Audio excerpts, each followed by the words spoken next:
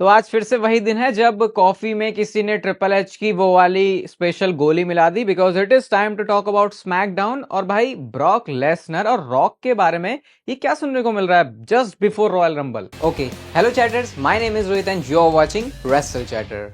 तो इस वीडियो में बात करेंगे आज ये स्मैकडाउन के शो के बारे में। देखो, पिछले स्मैकडाउन को मैंने रिव्यू किया था, वो आपने अच्छे से सुना होगा। अब मैं थोड़ा सा बेनिफिट ऑफ डाउट देना चाहता हूँ स्मैकडाउन को, ये सोच के कि चलो अब जो भी बातें बोलनी होंगी वो रॉयल रंबल के बाद बोलेंगे, बहुत ज्यादा हार्श में होने नहीं वाला। जबकि ये मैं आपको बता सकता हूँ कि आज का शो भी देख के ऐसा लगा कि बस 3 घंटे हैं, कुछ ना कुछ तो यहाँ पे सर्व करना ही है। चलो अब रॉयल रंबल से पहले कुछ भी कर देते हैं। सबसे पहले जो शो की स्टार्टिंग है वो पैट मैकेफे और माइकल कोल से होती है, जो कि पैनल पर होते हैं, क्योंकि इससे पहले इन्होंने किक ऑफ वाला इवेंट किया था और उस किक ऑफ इवेंट से रिलेटेड भी बहुत सारी बड़ी बातें हमको पता चली हैं। फिर वो जो टेसिटोर की तरफ जाता है और वहां पे वो इंटरव्यू करने वाले थे केविन ओवेंस को। केविन ओवेंस आते हैं तो अब ना जो टेसिटोर मौका दे रहे हैं केविन ओवेंस को, कहते हैं कि चलो तुम्हें सुनने का मौका नहीं मिला, अब तुम बताओ तुम्हारे हिसाब से लोग क्या गलत समझ रहे हैं कोडी रोड्स और केविन ओवेंस जो तुम्हारे बीच में हो रहा है। केविन ओवेंस इसका जवाब देते हैं कि सबसे पहले तो भाई तू अब पलटी मत मार, तू भी फैन बॉय की तरह एक्ट कर रहा था बिल्कुल कोडी रोड्स के। वो नेम ड्रॉप करते हैं उन सुपरस्टार्स के जो कि अभी रॉयल रंबल में आने वाले हैं, जो बात कर रहे हैं अपने अपने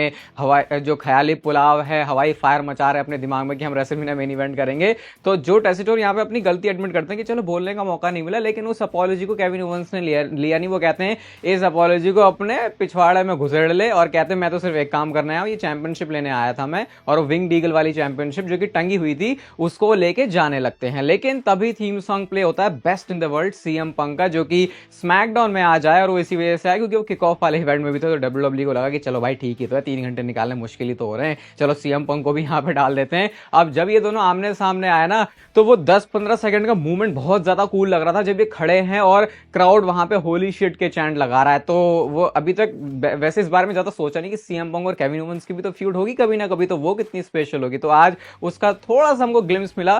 केविन ओवेंस यहाँ पे सीधा ही सीएम पंक से बोलते हैं कि हाँ भैया बताओ क्या बात है, किस तरीके से कैसे मदद कर सकता हूं मैं। तो सीएम पंक जवाब देते हैं ना मैं तेरी मदद करने आया हूं ना मुझे किसी तरीके की मदद चाहिए, मैं तो यहाँ पे कुछ चीजों के लिए अपोलोजाइज करने आया हूं। सबसे पहले कहते हैं यार मैंने तेरे को इंटरप्ट कर दिया, उसके लिए मैं अपोलोजाइज करूंगा। और वो अब अग्री कर रहे हैं केविन ओवेंस के साथ कि हाँ भैया तू हरा सकता है कोडी रोड्स को, क्या पता तू कोडी रोड्स को हराए और जब मैं रॉयल रंबल जीतूंगा तो हमारा रेसलमेनिया में मैच हो जाए। इसका जवाब देते हैं केविन ओवेंस, कहते हैं मैं थोड़ा सा कंफ्लिक्टेड फील कर रहा हूं क्योंकि रॉयल रंबल के अंदर ऐसे लोग हैं जो कि मैं तेरे से ज्यादा पसंद करता हूं, और वो लोग पता कितने, 29, यानी कि सारे लोग सीएम पंक से तो बढ़िया ही लगते हैं केविन ओवेंस को।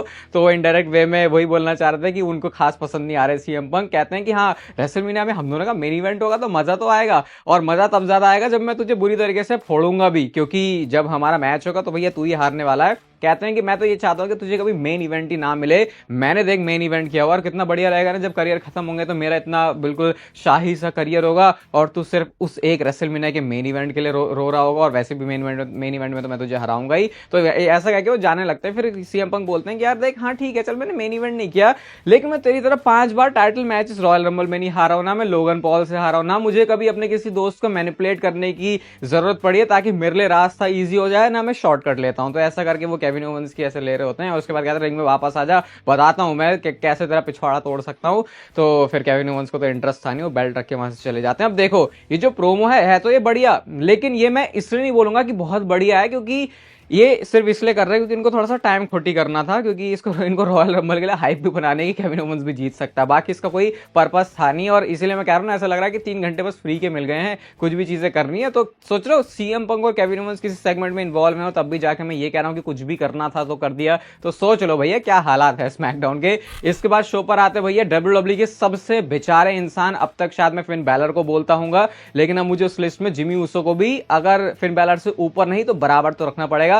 ब्लड लाइन का कोई सा बंदा नहीं आएगा, स्टोरी में पिटने की बात होगी तो भी जिमी ऊसो आएगा, और थोड़ा शो में थोड़े 4 चांद लगाने हो तो सारे बंदे तो गायब रहेंगे अपनी छुट्टियों पे, जिमी ऊसो ही आएगा। कार्मेलो हेज के साथ आज उनका मैच था और इस मैच के अंदर मतलब आप ये क्या बोल दोगे कि मैच बढ़िया था, ठीक है बढ़िया था, लेकिन क्या फिर भी क्या और बढ़िया तो क्या, वही है ना स्टोरी भी होनी चाहिए है। आप बोल सकते हो स्टोरी इतने टाइम से कर रहे हैं, लेकिन भाई मैं उसको स्टोरी नहीं मानता, कुछ ऐसा बहुत हाईली इन्वेस्ट होने वाला था नहीं यहाँ पे। जिमी ऊसो को भी बस ये यूज कर रहे हैं और ऐसा बना रहे लोगों के दिमाग में कि जिमी ऊसो जब आए तो इंपॉर्टेंट फील ना हो। रोमन रेंज जब आता है इंपॉर्टेंट क्यों फील होता है, तो छुट्टियां बहुत मनाता है और रेयर आता है। जिमी ऊसो को तुम कहीं भी यूज कर दोगे तो खास वो फील कहां से होगा। तो सारे जो भी उल्टी पुल्टी चीजें हैं वो जिमी ऊसो के साथ हो रही है। मैं तो बस ये बोलना चाहूंगा एंड में वैसे वो मैच को जरूर जीत गए। फर्स्ट 48 यार कार्मेलो हेस का जितना भी देखो बढ़िया ही लगता है, वो स्पॉट हमने देखा था। और आज जिमी ऊसो ने कैसे फेंका था कार्मेलो हेस को वो ऊपर से, और उसके बाद जो बम भी लिया था कार्मेलो हेस ने, तो मैच तो बढ़िया था।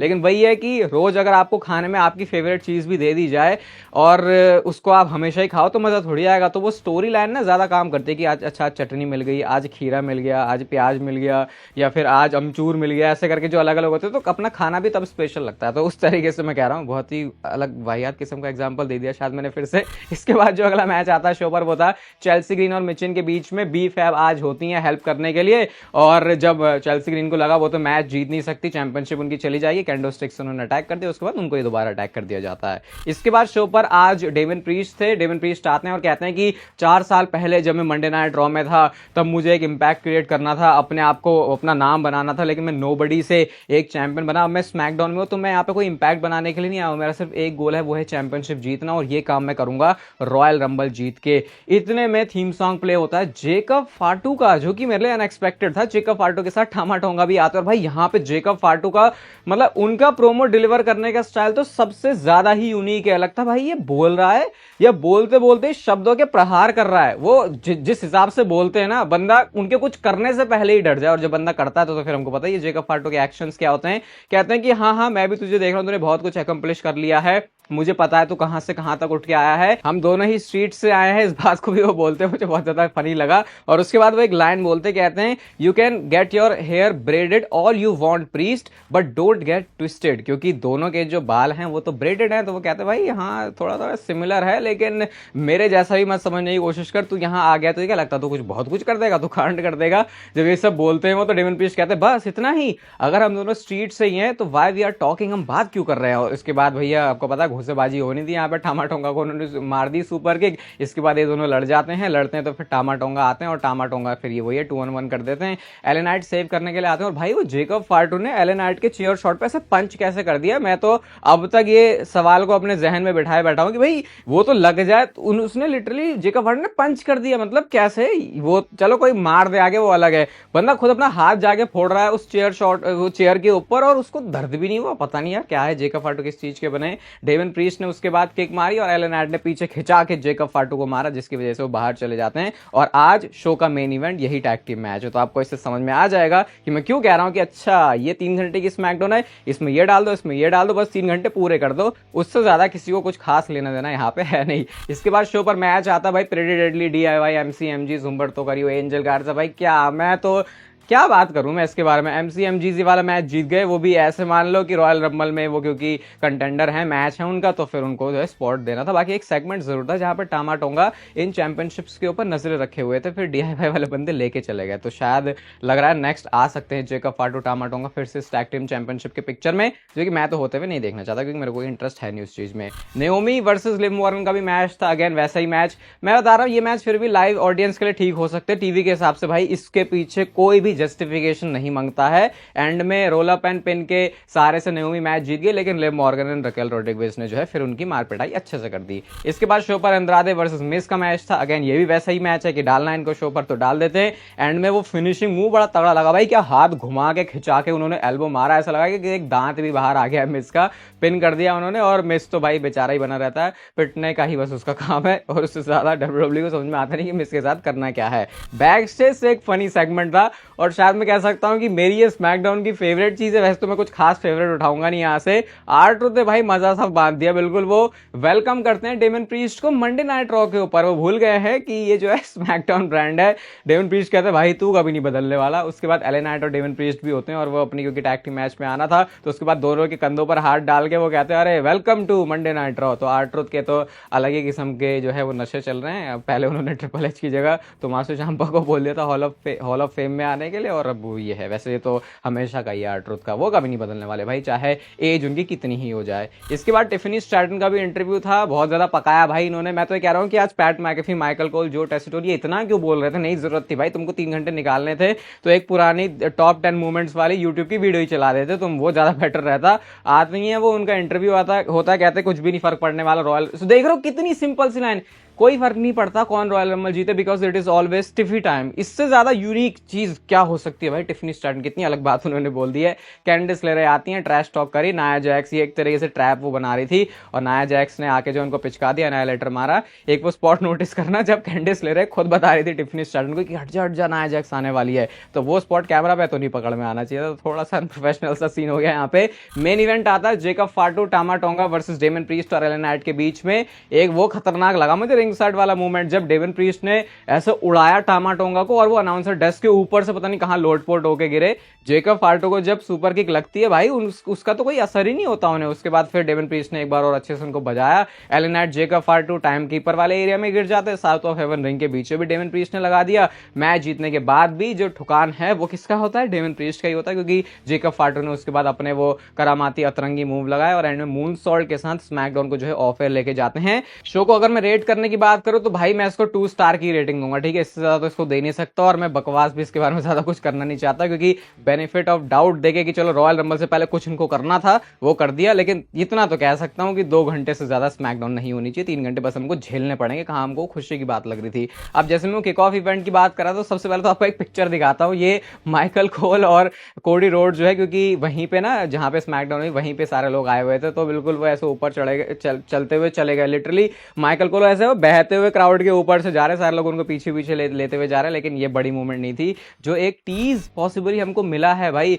अब मुझे नहीं पता, ये मैं सिर्फ ट्विटर पे ही देखा तभी आपको बता रहा हूं कि जब नेम्स ले रहे थे ट्रिपल एच, जैसे उन्होंने सीएम पंक का नेम लिया तो इस टाइम पे पीछे से प्रोडक्शन से एक म्यूजिक हिट हुआ, ठीक है, वो बड़ा अजीब सा था। और जब उस पर थोड़ा सा दिमाग लगाया गया तो ये काफी सिमिलर था। जो फाइनल बॉस जब एंगेज होता है तो जिस टाइप के म्यूजिक बजते हैं, जैसे कि वो थोड़ा सा थंडर और थोड़ा सा वो ऐसा ऐसे ऐसा ब्लास्ट जैसी जो साउंड आती है वैसा करके कुछ था, तो फिर इसको अब बोल रहे हैं कि क्या ये फाइनल बॉस के लिए टीज है। और कल वाली वीडियो में मैंने आपको बताया था कि किस तरीके से ये बिल्कुल प्रमोट ही कर रहे हैं, और उस टाइम पे इसको प्लग किया जब किक ऑफ था, तो शायद इसका कुछ मतलब हो सकता है। मे बी शायद एक हिंट है कि कल फाइनल बॉस द रॉक आ रहे हैं। दिमाग खराब हो जाएगा अगेन अगर कल रॉक नहीं आते। और हाँ, इंस्टाग्राम के ऊपर जैसे मैंने आपको बताया था, शायद मैं लाइव तो नहीं कर पाऊंगा क्योंकि व्लॉग शूट करूंगा मैंने, लेकिन स्टोरीज के ऊपर आपको जरूर बता सकता हूँ, ठीक है, तो बाकी व्लॉग भी आ जाएगा कल। और जो एक डिसअपॉइंटिंग चीज हो सकती है पॉसिबली भाई, ब्रॉक लेसनर का जो नेम था, जो हम लॉ सूट में बोल रहे थे कि वो है जनरल ग्रांट और विंस मैकमैन वाला, अब तक ब्रॉक लेसनर के नेम को मेंशन नहीं किया गया था,